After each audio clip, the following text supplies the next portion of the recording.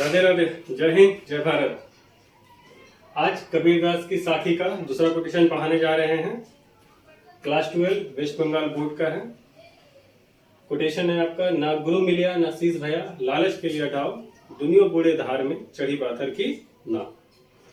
पिछले क्लास में हमने आपको बोर्ड पे लिख कर बताया था। आज उसी तरह से फिर से शब्दार्थ लिखा हुआ है जो आप देख सकते हैं। यहाँ पे हमने पूरे शब्दार्थ को लिख दिया है। ना गुरु मिलिया अर्थात ना ही सच्चा गुरु मिलता है, ना शीश भया और ना ही गुरु के प्रति समर्पित सच्चा शिष्य होता है। लालच खेलिया डाव अर्थात आज जो गुरु और शिष्य है वो लालच का दाव खेलते हैं, अर्थात लालच का व्यापार करते हैं। दुनिया मतलब दोनों। कौन दोनों? गुरु और शिष्य। तो यहाँ गुरु अज्ञानी गुरु और शिष्य अर्थात मूर्ख शिष्य। बूढ़े मतलब डूब जाना, धार में मतलब जीवन के धारा में। जीवन एक नदी है, इस धारा में। चढ़ी मतलब चढ़कर। पाथर की नाव मतलब पत्थर के नाव में। जैसे तो हम जानते हैं कि नाव लकड़ी की होती है, लेकिन यहाँ पे कबीरदास जी ने पत्थर की नाव का संबोधन किया है, अर्थात यह लालच की नाव। शब्दार्थ सबको समझ में आया? पिछले क्लास में आप लोगों को बताए थे कि कभी भी हम कविता का व्याख्या करते हैं तो पहले अवतरण लिखा जाता है, फिर प्रश्न लिखा जाता है, फिर व्याख्या, फिर विशेष। विशेष के अंतर्गत क्या आते हैं? भाषा, रस, छंद, अलंकार, गुण। अब हम आपको अवतरण बता देते हैं। अवतरण कैसे लिखिएगा? तो प्रस्तुत साखी हमारे हिंदी पाठ्य पुस्तक, ये आपका हिंदी पाठ्य पुस्तक है, देख रहे हैं।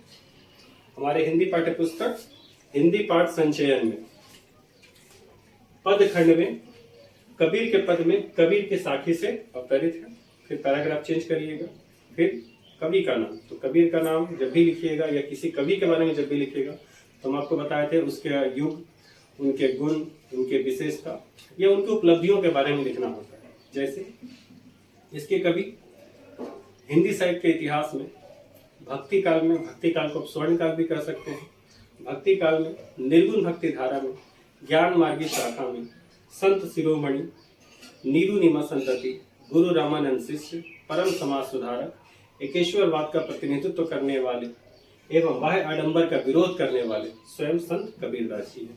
और जितना अच्छा विशेषता को बना करके लिख सकते हैं।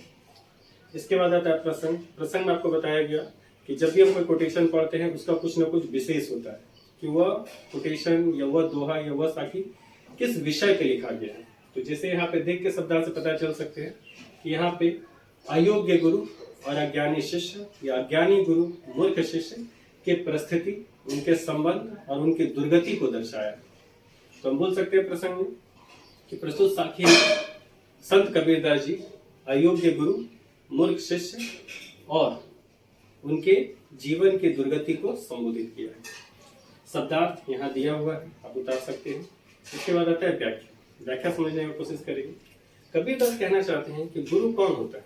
जो हमें जीवन में सही रास्ता दिखाए, हमें जीवन के लक्ष्य को दर्शाए, ताकि हम हमारे लिए क्या उचित है और क्या अनुचित, क्या सही है और क्या गलत, इसको समझ सकें।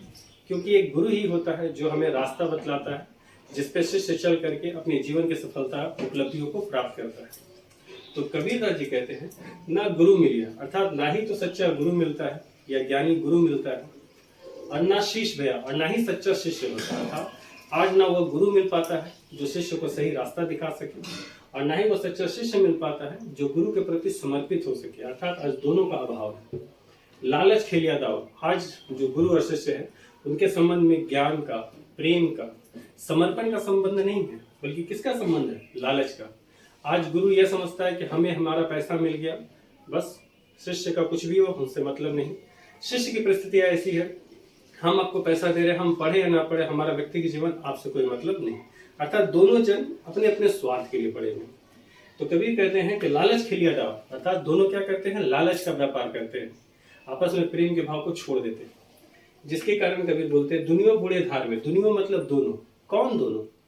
अज्ञानी गुरु जो शिष्य को सही रास्ता नहीं दिखा पा रहा, और मूर्ख शिष्य जो शिष्य के गुरु के प्रति समर्पित नहीं हो पा रहा।